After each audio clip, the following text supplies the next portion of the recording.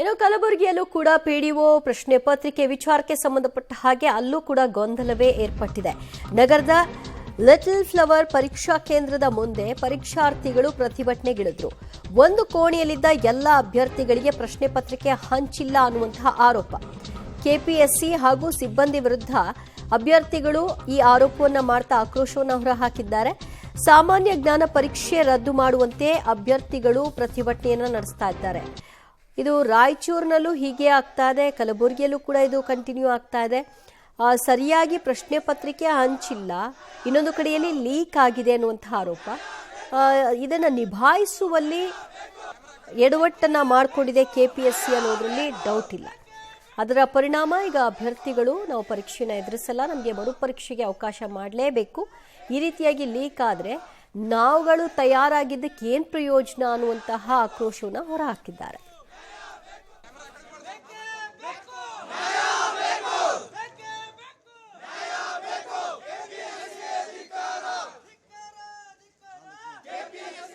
KPSC ವತಿಯಿಂದ ಏನಾಗಿತ್ತು ಅಂದರೆ ಮಾರ್ಚ್ ಏಪ್ರಿಲ್ನಲ್ಲಿ PDO ಎಕ್ಸಾಮ್ಗೆ ಏನಂದ್ರೆ ಕಾಲ್ ಫಾರ್ಮ್ ಆಗಿದೆ ಸರ್. ಆಕ್ಚುಲಿ ಇವಾಗ ಏನಾಗಿದೆ ಅಂದರೆ ಕೇವಲ ಹೈದರಾಬಾದ್ ಕರ್ನಾಟಕ ವಿದ್ಯಾರ್ಥಿಗಳಿಗೆ ಈ ಒಂದು ಎಕ್ಸಾಮ್ ನಡೀತಾ ಇದೆ. ಯಥಾ ಪ್ರಕಾರ ಒಂದು ವೇಳೆ ಎಕ್ಸಾಮ್ ನಡೆದಿದ್ರೆ ನಾವು ಈ ರೀತಿ ಯಾವುದೇ ಗೊಂದಲ ಮಾಡ್ತಾ ಇರಲಿಲ್ಲ.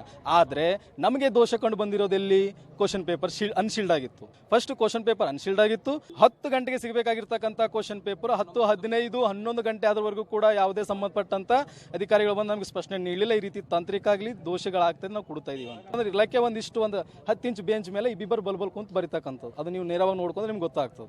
ಈ ಕಡೆ ಕುಂತ್ಕೊಂಡ್ರೆ ಈ ತರ ಆನ್ಸರ್ ಶೀಟ್ ಕಾಣುತ್ತದೆ, ಈ ಕಡೆ ಕುಂತ್ರೆ ಈ ತರ ಆನ್ಸರ್ ಶೀಟ್ ಕಾಣುತ್ತದೆ. ಯಾವುದೇ ರೀತಿಯಾಗಿರ್ತಕ್ಕಂಥ ಫೆಸಿಲಿಟಿ ಇರಲಿಲ್ಲ, ಪಾರದರ್ಶಕ ಇಲ್ಲ, ಸಂಪೂರ್ಣ ಅಪಾರದರ್ಶಕವಾಗಿ ನಡೀತಾ ಇದೆ. ನಮಗೆ ಮತ್ತು ಇಲ್ಲಿ ಬರಿತಕ್ಕಂಥ ವಿದ್ಯಾರ್ಥಿಗಳಿಗೆ ಈ ಒಂದು ಸೆಂಟರ್ನಲ್ಲಿ ದೋಷ ಕಾಣಿದೆ. ಸಂಬಂಧಪಟ್ಟಂತ ಜಿಲ್ಲಾಧಿಕಾರಿ ಯಾವುದೇ ರೀತಿಯಾಗಿರ್ತಕ್ಕಂಥ ಟಸ್ ಮಸ್ ಅನ್ನಲಾರ್ದಂಗೆ ಅವರಷ್ಟಕ್ಕೆ ಅವ್ರು ಶಾಂತಿ ರೀತಿಯಿಂದ ಇದ್ದಾರೆ. ಒಂದು ಕಡೆ ರಾಯಚೂರಿನ ಸಿಂಧನೂರು ಮತ್ತು ಒಂದು ಕಡೆ ಕಲಬುರಗಿಯಲ್ಲಿ PDO ಹುದ್ದೆ ವಿಚಾರಕ್ಕೆ ಸಂಬಂಧಪಟ್ಟ ಹಾಗೆ ಪರೀಕ್ಷೆಯನ್ನು ನಡೆಸಲಾಗ್ತಾ ಇತ್ತು. ಈ ಪ್ರಶ್ನೆ ಪತ್ರಿಕೆ ಲೀಕ್ ಆಗಿದೆ ಮತ್ತು